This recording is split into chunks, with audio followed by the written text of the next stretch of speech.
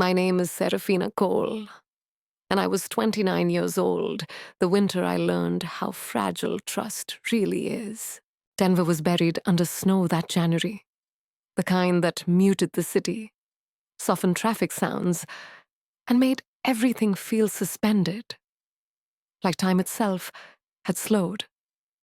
Every morning, I wrapped myself in a wool coat and walked 3 blocks to the fertility clinic, my boots crunching against ice while my breath fogged the air. Inside that building, everything was warm, too warm.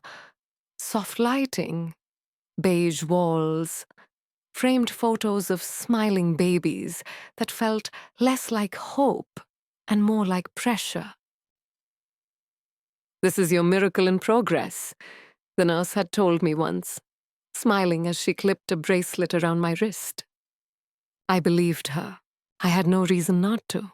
I wasn't desperate when I started IVF. But I was tired. Tired of waiting for the right time. Tired of people telling me I had plenty of years left. Tired of my own body refusing to cooperate like it owed me something. So when the doctor, Dr. Harlan, looked me in the eye and said, "Your embryos are healthy. Everything is progressing exactly as planned," I held on to those words like a promise. I memorized the numbers, the dates, the careful language. Embryo transfer scheduled for February 3rd. Genetic match confirmed. Chain of custody verified. They love that phrase, chain of custody. It sounded official, secure, untouchable. On the morning of the transfer, Denver was in the middle of a snowstorm. I remember because my Uber driver asked if I wanted to turn back. I didn't. Inside the procedure room, the ceiling tiles blurred as I stared up at them, counting my breaths. This was it, I told myself. This was the moment everything changed. The embryologist stood behind glass, gloved hands moving carefully. A nurse squeezed my fingers. "You're doing great, Serafina," she said softly. I smiled. I even laughed a little. I trusted them. Weeks passed, then months. No heartbeat, no answers, just soft apologies wrapped in clinical language. Sometimes these things happen. There's no one to blame. You did everything right. I nodded. I cried in my car. I blamed myself anyway. But something didn't sit right. It started small, an email addressed to the wrong patient name. Then a voicemail referencing a lab number I didn't recognize. When I asked about it, they brushed it off. Administrative error. That phrase again, clean, bloodless. I tried to move on. I scheduled another consultation, another cycle. That's when the new nurse slipped. She was young, nervous, her badge still stiff and unbent. She scanned my file and frowned. "Wait," she said quietly. "That's not—" She stopped herself. "What?" I asked. She swallowed. "Nothing, sorry." But her eyes didn't meet mine. That night, I couldn't sleep.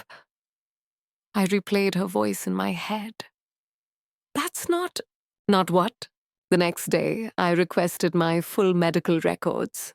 Not summaries, not highlights, everything. They hesitated. We usually don't release raw lab documentation, the administrator said, fingers tight around a clipboard. "I know my rights," I replied. My voice surprised even me. Steady, sharp. 3 days later, the files arrived, and that's when the floor gave out beneath me. There were inconsistencies. Tiny at first. A mislabeled date. A signature that didn't match. Then I saw it. An embryo ID code. It wasn't mine. I pulled up the document from my first consultation, compared it. Checked again. My hands started shaking. This embryo, this one they transferred into my body, was genetically unrelated to me. I told myself I was wrong, that I was misreading it, that there had to be an explanation. So I called the clinic. Dr. Holland's voice was calm, too calm. "There's no mistake," he said. "Our systems are secure." "Then explain the code," I said, my heart pounding. Silence, just long enough to be terrifying. "That's internal notation," he finally replied. "It doesn't mean what you think." But it meant exactly what I thought.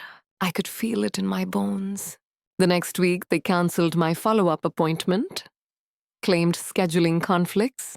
Then my patient portal access suddenly changed. Documents missing. Notes rewritten. That's when grief turned into something else. Anger. Cold, focused, awake. I wasn't just a patient anymore. I was a liability. And they were trying to erase the evidence. The snow outside kept falling, thick and relentless, covering tracks. But I wasn't done digging, because if they lied to me, who else had they lied to? And how far would they go to keep the truth buried? I stared at my laptop, the mismatched embryo code glowing on the screen, and whispered the words that changed everything. "They think I'll let this go." I closed the file and started a new one. I didn't confront them again right away. That was my first smart decision. Instead, I did what grief had trained me to do. I went quiet. For a week, I lived inside spreadsheets, browser tabs, and screenshots. I downloaded every version of my records I still had access to, then compared them line by line. I learned the clinic's language, their abbreviations, the rhythm of how they wrote notes. Patterns always tell the truth if you let them. At night, Denver's streets glowed blue under fresh snow. I sat at my kitchen table with a mug that went cold untouched, scrolling until my eyes burned. The embryo ID code kept appearing in places it shouldn't. On lab logs from dates before my retrieval, on billing statements tied to different initials, different patients. I circled one set of initials in red, MT. The clinic's portal had a search function, limited, but not useless. With enough patience, I found an internal memo accidentally uploaded to the wrong folder. It wasn't meant for patients. It was meant for damage control. Subject: incident containment. Embryo handling action. Restrict access. Update records. Communicate uniformly. My stomach dropped. They weren't investigating a mistake. They were managing exposure. The next morning, I called the clinic, pretending I needed billing clarification. A woman named Dana answered, warm voice, practiced calm. "I just want to confirm which lab handled my embryo transfer," I said casually. There was a pause. Keyboard clicks. "Our in-house lab," she replied. "Why?" "No reason," I said. "I'm organizing my files." She gave me a case number. I thanked her, hung up. Then I called the lab directly. They had no record of my embryo. None. I stared at my phone after the call ended, my pulse roaring in my ears. It felt like standing on the edge of something vast and dark. That afternoon, I received an email from the clinic. "We've noticed unusual access to your portal. If you have concerns, please schedule a consultation." Translation: stop digging. I didn't. Instead, I found a private online forum for IVF patients. Invite only, quiet, raw. I posted carefully. No accusations, just facts. Has anyone experienced mismatched embryo IDs or record changes after a failed transfer? The responses trickled in, then flooded. A woman from Fort Collins, a couple from Boulder, another from out of state who'd used the clinic during the same winter. Different stories, same patterns. I messaged one woman privately. Her name was Lena. They told me the lab freezer malfunctioned, she wrote. But my records don't match that timeline. We scheduled a call. Lena's voice shook when she spoke.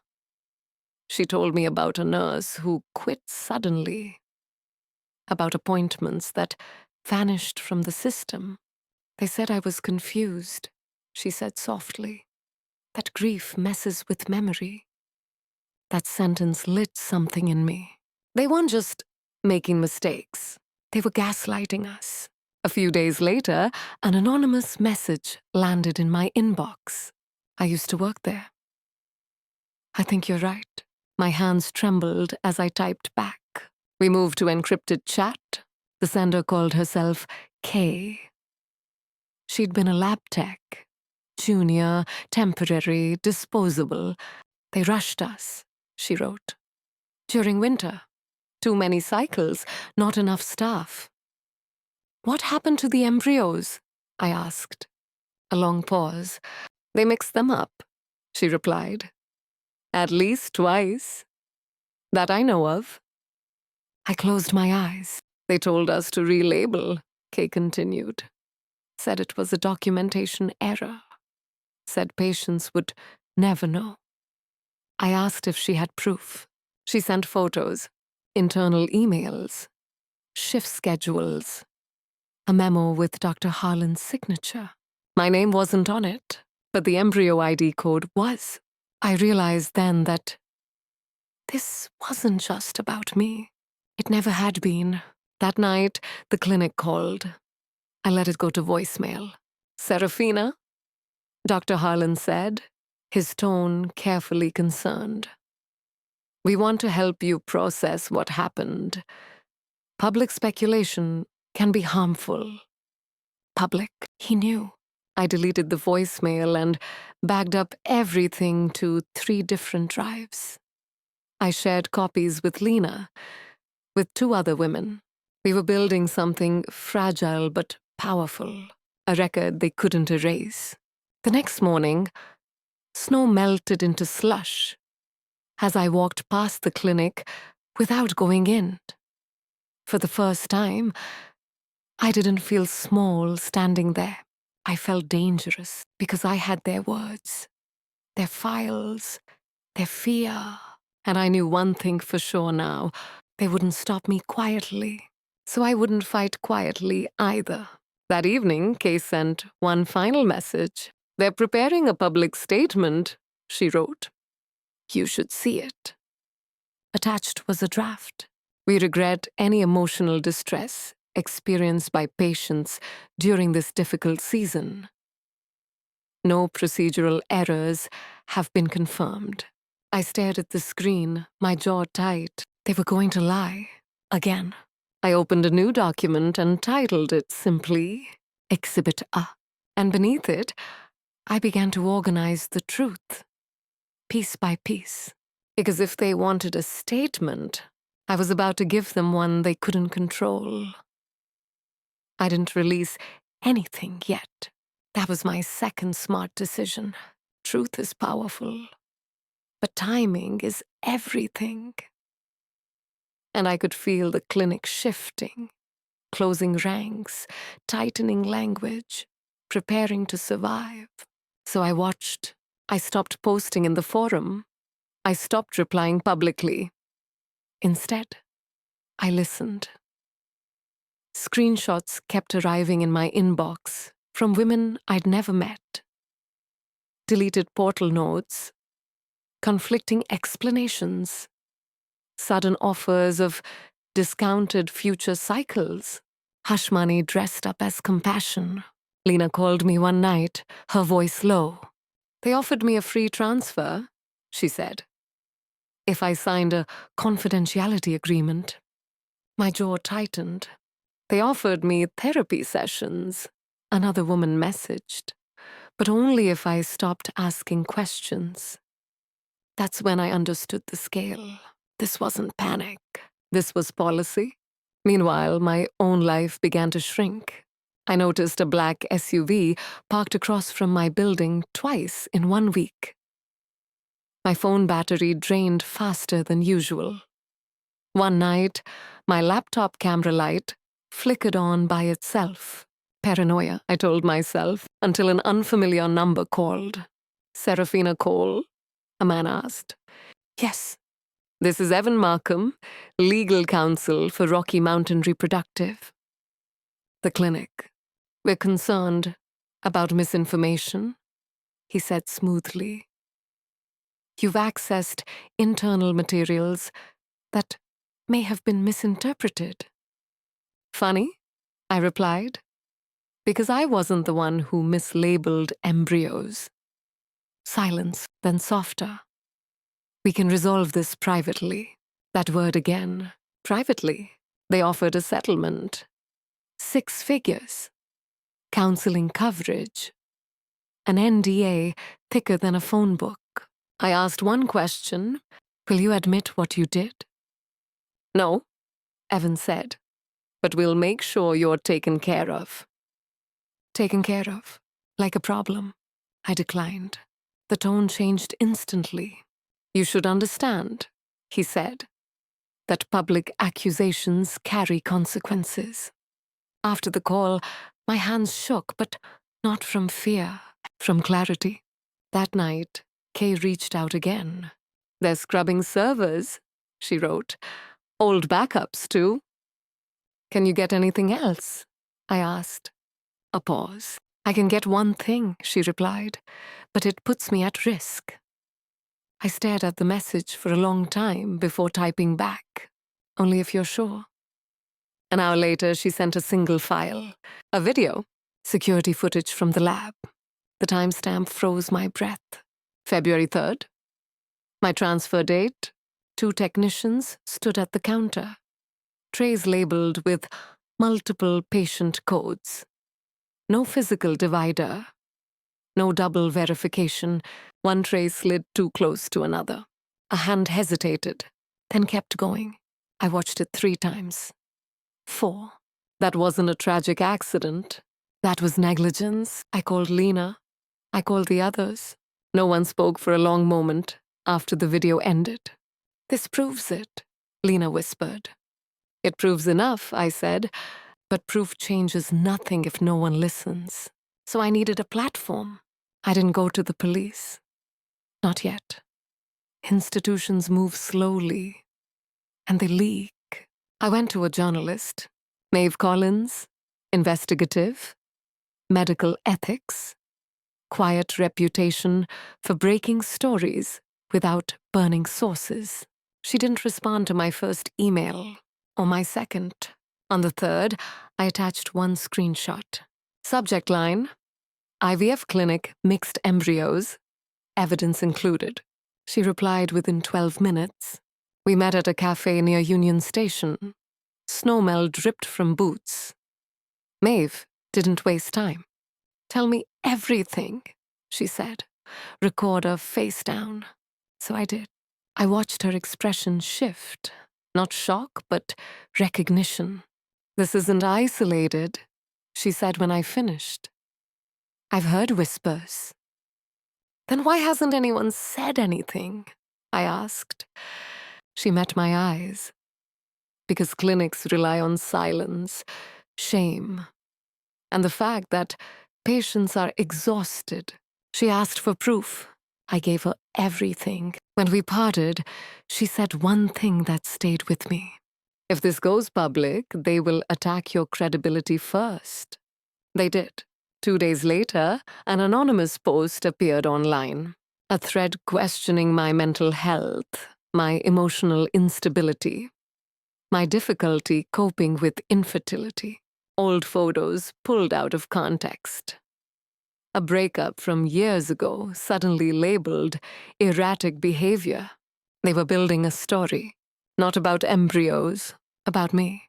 I cried that night. Ugly, shaking sobs I couldn't control. Then I wiped my face and documented everything, because character assassination is still evidence. Maeve called the next morning. "They're nervous," she said. "That means we're close." But there was a problem. The clinic had leaked their own version to a friendly outlet. A sanitized article. No confirmed errors. Emotional distress acknowledged. Damage control. Maeve leaned in over the phone. "If we publish, we need to go all the way. Names, video, documents." I thought about Kay, about Lena, about the women who might still be trying, still trusting. "Yes," I said. The article went live on a Thursday morning. By noon, it was everywhere. By evening, the clinic's website was down. By night, my phone wouldn't stop ringing. But amid the chaos, one message cut through the noise. From an unknown number. "You don't know how many lives you just changed." I stared at the screen, heart pounding. Then another message arrived. From Evan Markham. "We need to talk." I didn't respond, because the truth was already louder than any threat they had left. And the storm I'd started was just beginning. The morning after the article went live, I woke up to silence. No notifications, no calls, no messages. For exactly 9 minutes. Then my phone exploded. Unknown numbers, missed calls, voicemails stacking faster than I could listen. My inbox filled with subject lines that screamed urgency. Legal notice, request for comment. Urgent? Please respond. I didn't respond to any of them. Instead, I made coffee. Strong, bitter, grounding. Outside, Denver looked unchanged. Snow still clung to rooftops. Cars still crawled through slush. The world hadn't cracked open the way my life had. But beneath the surface, everything was breaking. Maeve called first. "They're denying everything publicly," she said. "But internally, they're panicking." I imagined it. The emergency meetings, the locked doors, the sudden suspicion between people who had once trusted each other. Good. By noon, the clinic released their official statement. They called the video misleading. They called the documents incomplete. They called me a former patient experiencing emotional distress. They never said my name, but they made sure everyone knew who they meant. My mother called an hour later. "Are you okay?" she asked, voice tight with worry. "I am," I said, "but it's about to get worse." I didn't tell her about the threats yet, because they had started coming. Emails first, then letters, then a package with no return address containing a printed copy of the article. Every mention of me circled in red.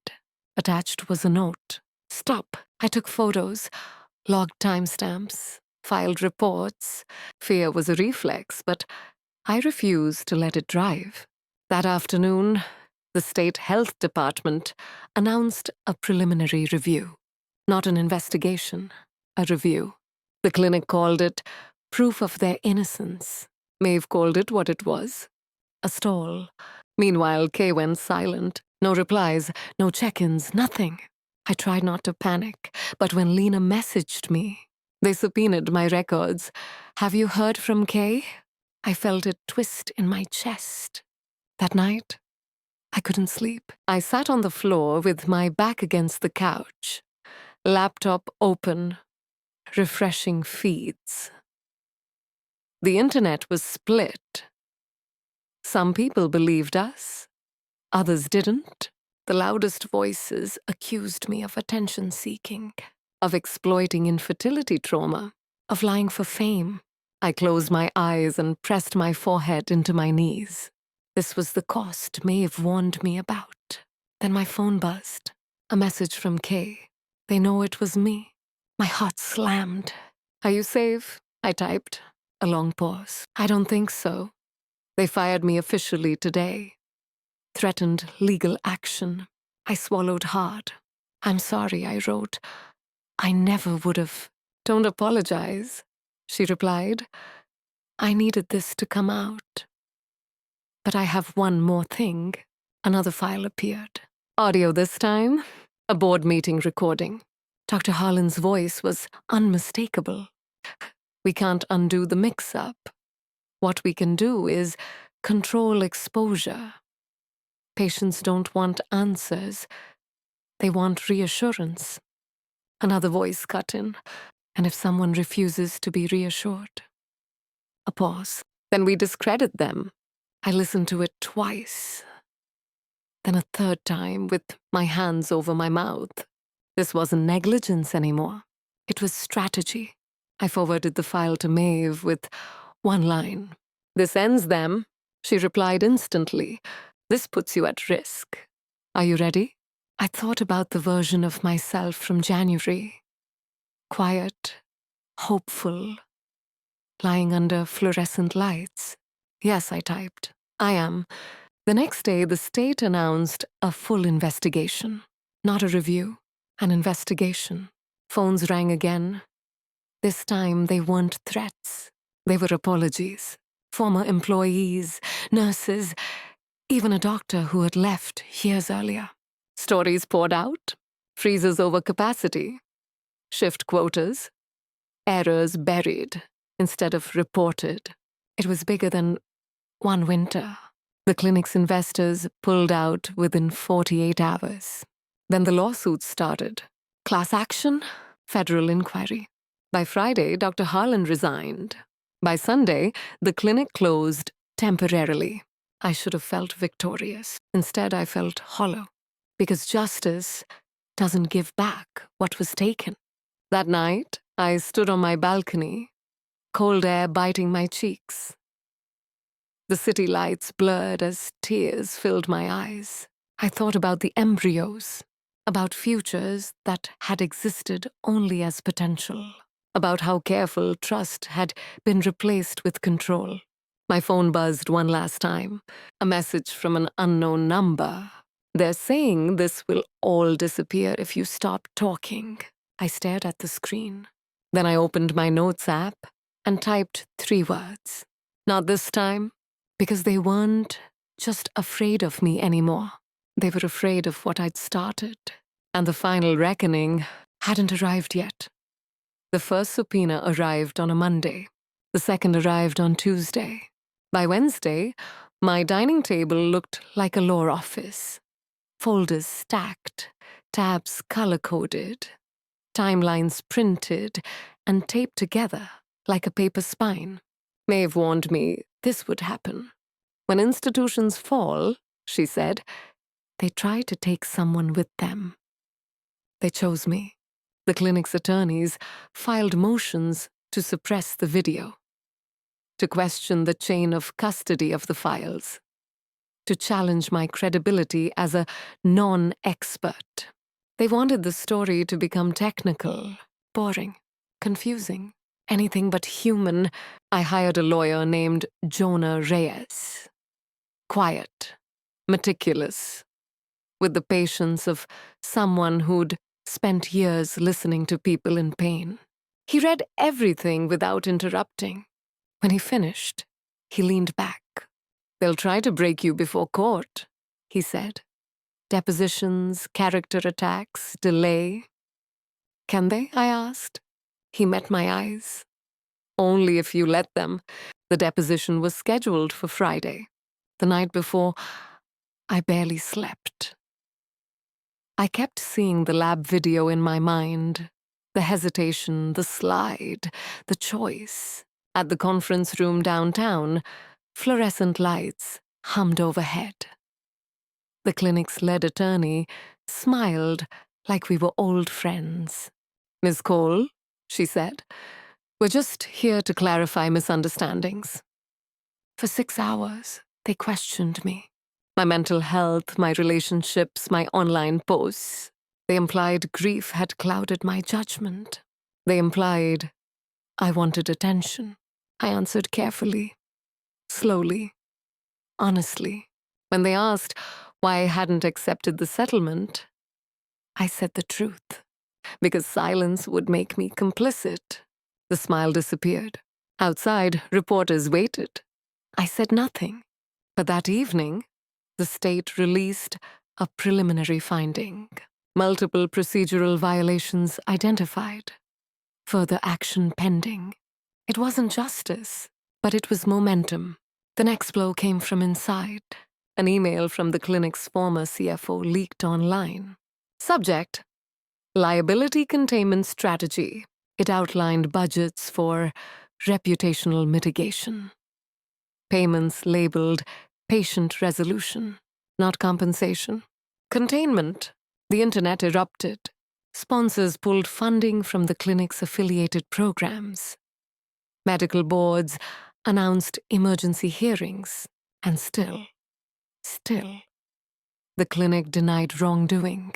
They scheduled a press conference. Maeve called me immediately. They're going to blame a rogue technician, she said. They'll say the system works. Does it? I asked. No, she said, but they need a villain who isn't them. The press conference aired live. Dr. Harlan wasn't there. Instead, a new interim director stood at the podium, voice solemn. We regret the distress caused by isolated lapses, he said. But our protocols remain sound. Isolated, I watched from my couch, fists clenched. Then my phone buzzed. A message from Kay. They're lying. I'm ready to testify. My breath caught. Are you sure? I typed. I've already lost my job, she replied. I won't lose my conscience. Jonah filed the motion that night. Whistleblower testimony. Protected. Public. The hearing was set for the following week. On the morning of the hearing, Denver's sky was a hard winter blue. I wore a simple black coat. No makeup. No armor. The room filled with people. Patients, journalists, officials. Kay sat across from me. She nodded once. When she spoke, the room went silent. She described the rush, the understaffing, the relabeling orders. She described being told to trust the system. Then she said the words that changed everything. They knew patients would never see the lab. The board members shifted. The clinic's attorney objected. Overruled. Kay played the audio. Then we discredit them. Gasps. One board member closed his eyes. The chair called for a recess. When they returned, the decision was brief. The clinic's license was suspended pending full adjudication. A murmur rolled through the room. I felt my knees weaken. Outside, cameras flashed. Reporters shouted questions. I answered one. This isn't about revenge, I said. It's about responsibility. That night, I sat alone, the adrenaline draining away. Justice felt quieter than I expected. Then Jonah called. There's one more thing, he said. Federal prosecutors want to talk. I looked out at the city lights, steady and indifferent. About what? I asked. Criminal liability, he said, for obstruction, for fraud. My chest tightened, not because I was afraid, because I knew what it meant. This wasn't ending with a headline. It was going to court, and the truth would have to stand under oath. The federal buildings smelled like disinfectant and old paper. I noticed that before anything else. Jonah walked beside me through security, his hand light on my back. Not guiding, just steadying. Cameras waited outside, but inside the hallways were quiet, almost reverent, like the building itself knew what was about to be said. This wasn't a hearing. This was testimony. We sat in a small room with no windows, a flag in the corner, a recorder on the table. 2 federal prosecutors across from me. 1 woman, 1 man, both unreadable. They didn't start with the clinic. They started with me. "Miss Cole," the woman said, "why did you come forward?" I didn't rush the answer, because silence would have made me complicit, I said. And because I wasn't the only one. They asked me to walk through everything. Slowly. From the first consultation to the moment I found the mismatched embryo code. From the phone call with Dr. Harlan to the memo titled Incident Containment. Every detail mattered. Timestamps, names, phrases. When I described the lab video, the man leaned forward. "Did you alter or edit this footage?" "No." "Did anyone instruct you to obtain it illegally?" "No." They exchanged a glance. Then the woman slid a document across the table, an internal email chain. I'd never seen this one. From D. Harlan to Executive Board. Subject: Risk Assessment. The message was brief. If disclosure occurs, exposure exceeds insurance limits. Recommend denial and patient-specific settlements. Patient-specific. I felt my throat tighten. They weren't managing risk. They were calculating damage. After 2 hours, the prosecutors shut off the recorder. "We believe crimes were committed," the woman said. "Obstruction, fraud, potential civil rights violations." My pulse thudded in my ears. "What happens now?" I asked. She met my gaze. "Now we corroborate." That afternoon, subpoenas went out. To the clinic, to the board, to Dr. Harlan himself. By evening, the news broke. Federal investigation opened into Rocky Mountain Reproductive. The headline didn't say my name, but I knew the clinic knew exactly who'd pushed the first domino. The retaliation came faster than I expected. An article appeared questioning the legality of the whistleblower protections. Another suggested I'd coordinated testimony. An anonymous source claimed I'd been coached. Jonah was calm. "This is noise," he said. "They're scared." Still, it rattled me. That night, I dreamed of freezers opening and closing, labels peeling off, names blurring together. I woke up shaking. The next day, Lena called. "They contacted me," she said. "Federal agents, they want my records." I closed my eyes. "It's happening," I said. "Serafina," she added softly. "Thank you." 2 days later, Kay testified. I wasn't allowed in the room, but Jonah relayed updates between sessions. "She's holding firm," he said. "She's precise, calm." Then his phone buzzed. He stepped aside to answer. When he returned, his expression had changed. "They've obtained server backups," he said quietly. "Old ones." My heart skipped. "They found the deletion logs," he continued, "and the order to purge." "From who?" I asked. He didn't answer right away. "Dr. Harlan," he finally said, "and 1 board member." The clinic released another statement that night. Short, defensive, brittle. They placed Dr. Harlan on administrative leave. It was too late. The prosecutors moved quickly. Search warrants, asset freezes, interviews. The system that had felt untouchable only weeks earlier was unraveling in real time. Still, I wasn't immune to doubt. One evening, alone in my apartment, I stared at the city lights and wondered what would happen if the case collapsed. If a technicality saved them, what would I have left? My phone buzzed. A message from Maeve. "Indictments are coming." Multiple. I exhaled, long and slow. The next morning, the announcement was official. Former medical director charged with fraud and obstruction. Dr. Harlan's name scrolled across every screen. I watched from my kitchen. hands wrapped around a mug I couldn't finish. It wasn't joy I felt. It was gravity, because justice wasn't abstract anymore. It had weight, consequences. That afternoon, Jonah called again. "They want you to testify at trial," he said. "Publicly." I closed my eyes. This wasn't just telling the truth. This was reliving it. "When?" I asked. "Soon," he replied. "And Serafina, there's something else." My chest tightened. "The defense plans to argue that no harm can be proven," he said. "They'll say embryos are property, not people." The words hit like ice water. "They'll try to turn loss into abstraction," Jonah continued. "We need you to make it human."